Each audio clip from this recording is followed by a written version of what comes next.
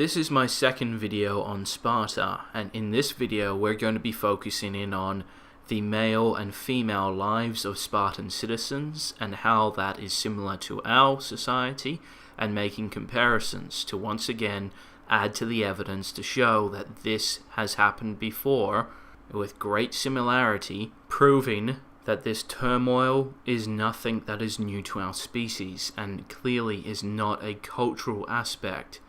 In ancient Sparta, to become a Spartan citizen, which was the highest class in the Spartan class system, they had to be born of the Spartan class, but they still had to achieve their citizen status.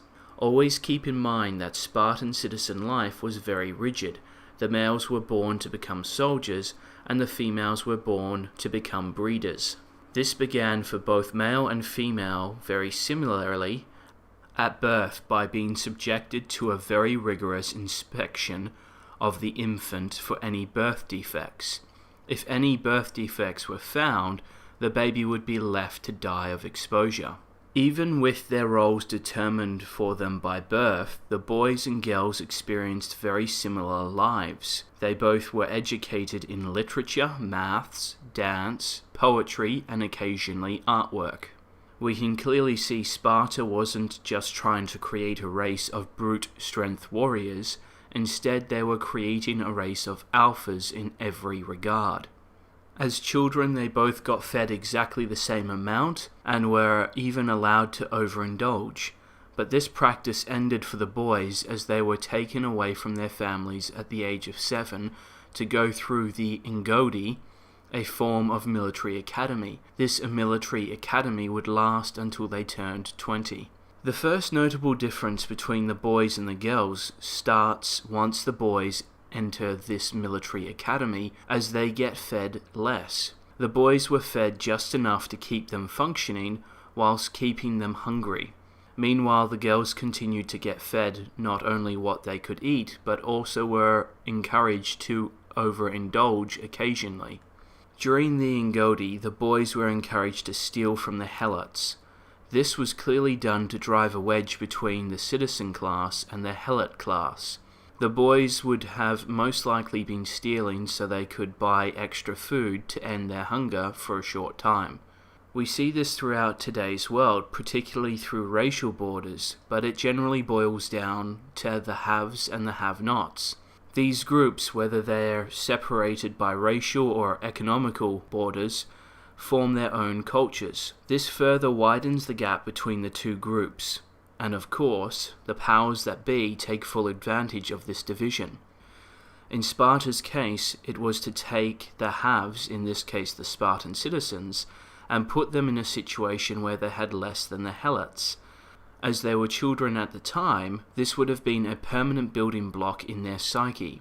Perhaps the Spartan citizens always saw themselves as having less, or at least having more responsibilities than the helots. It is important to pay attention to the fact that the Spartan citizen class could only achieve what it did with the help of the state.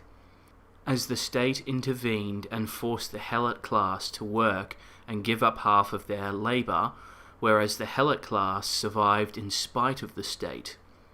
We can see that this is the exact same scenario men and women are in today, with women being the ones that cannot achieve without the state, and men being the ones surviving in spite of the state. Through the MGTOW, boys were encouraged to answer questions in a witty and abrupt fashion. If they did not, they were beaten as punishment. It was also common to beat and torture the boys to make them accustomed to physical pain. They were encouraged to fight amongst one another to determine who was the strongest. They were taught to hunt, and I suspect these would have been the rare occasions they would have had the ability to eat more than their fill, provided that they were skilled enough hunters. They of course were taught military tactics and trained to be soldiers. It's important to keep in mind this process went on for 13 years, which is longer than they had been alive before this process started. The women did have their own requirements to fulfill. Basically, this was to remain physically fit. This was all done to improve their physical capabilities for the rigors of childbirth. As I mentioned earlier, citizenship had to be earned. For the boys and the men, it was to survive the Ngodi military academy. For the girls, it was to pass a physical test, which I would liken much to our physical education classes during high school. To get their citizenship, they had to pass a test of javelin, discus, and other Greek exercises. An important difference is that female Spartans got their citizenship at the age of 18, whilst males got it at the age of 20 when they finished the Ngodi.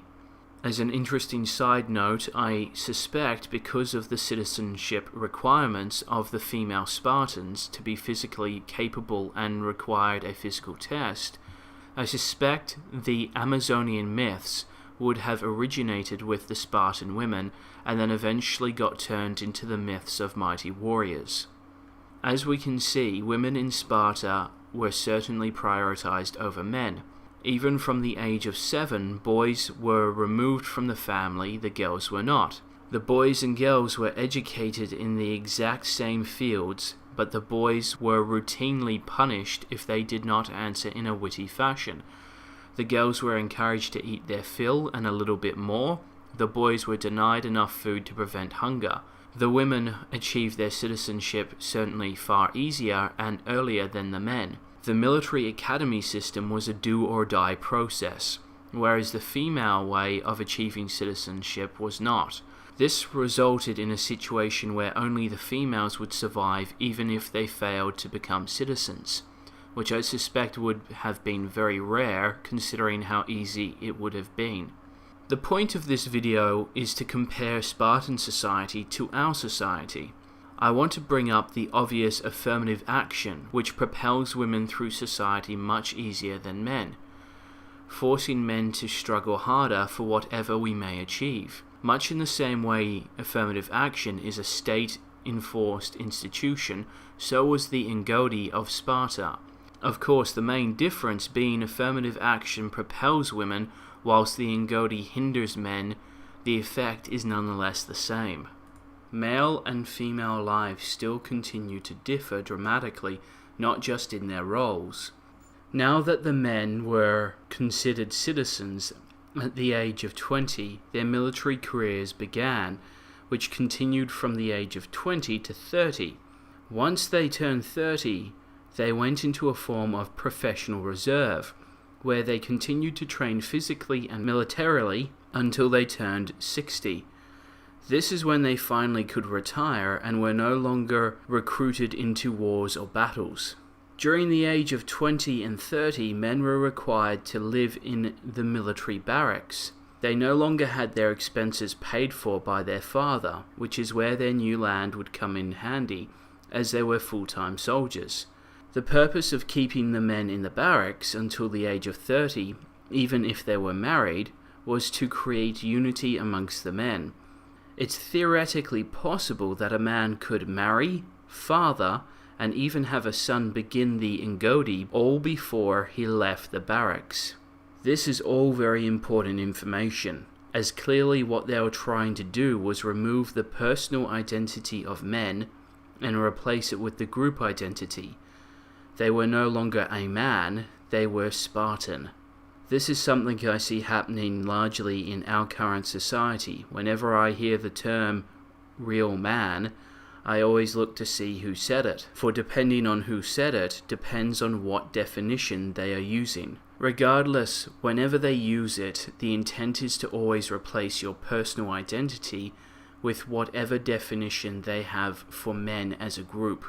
By keeping the men in the barracks until age 30, it's very possible that many of them would have been fathers and would have rarely seen their own children. This is exactly what we are experiencing in our society, as fathers are being kept away by the mothers, whereas in Sparta they were kept away by the state. In both cases, state force is required to force this separation. The effect is much the same, as children growing up without fathers are far more dependent upon their mothers, and far more emotionally linked into their mothers. they also become far more susceptible to state control.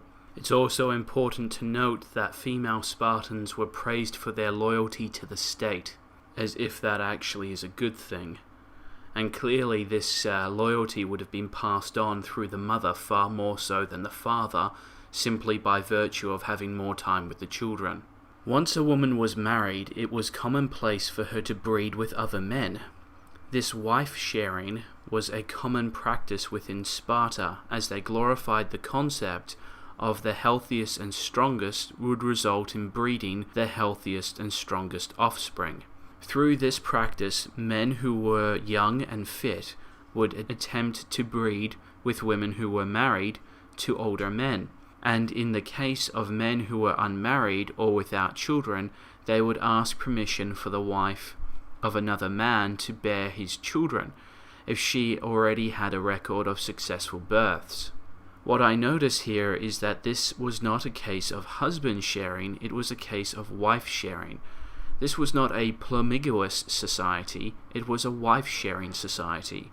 This is different, as the women would have had multiple men throughout their lives, whilst men would have only had at best one, maybe two women. In the case of an unmarried man who wanted a child, or in the case of a man who was married to an infertile wife, I don't know accurately who would take care of the child. I suspect most likely it would be the person deemed to be the child's father. But in either case, the woman and the child was always taken care of, whether it was done by the man who gave the sperm, the man who married the womb, or the state. This arrangement would also provide the women with a steady stream of alpha cock, whilst they were in their prime fertility years. This is one of the biggest and most glaring similarities to our current society. We currently live in a semi-polygamous society, where it is polygamy for women and monogamy for men. We also see, regardless of who the father is, the child and the woman are always taken care of, whether this is through child support, state welfare, or marriage, whether this be to the biological father or a cockhold father. Women in Spartan society were glorified, as it was said that Spartan women were the only women who gave birth to men. Mothers were also seen as the source of Sparta's strength and might even in military matters. What is important to understand is that the Spartan society didn't see it as much as taking the boys and turning them into men, but saw it more as Spartan women gave birth to Spartan boys, and the process of MGTOW was a test to see if they were further deformed, much like the test they had to undergo as infants. I say this because it wasn't seen as an accomplishment of the boy, much as a fault in the material if the boy died through the process of MGTOW. Much in the same way an artist may spend hours sculpting a statue from stone, only to find a fault line in the stone resulting in the statue crumbling. We currently live in a society that glorifies the mother, even in the case of single mothers. Even with all the information at hand for all the harms that single mothers are doing to our society, we still glorify them. In my next Spartan video, I will make my conclusions to how Sparta fell into ruin and how this can be used as a prediction for our current society. Finally, I will end with saying I apologize for how long it took to produce this video, but I've been suffering with extreme technical difficulties, and it may look as if I'll have to get a new computer, and I'm trying to avoid that.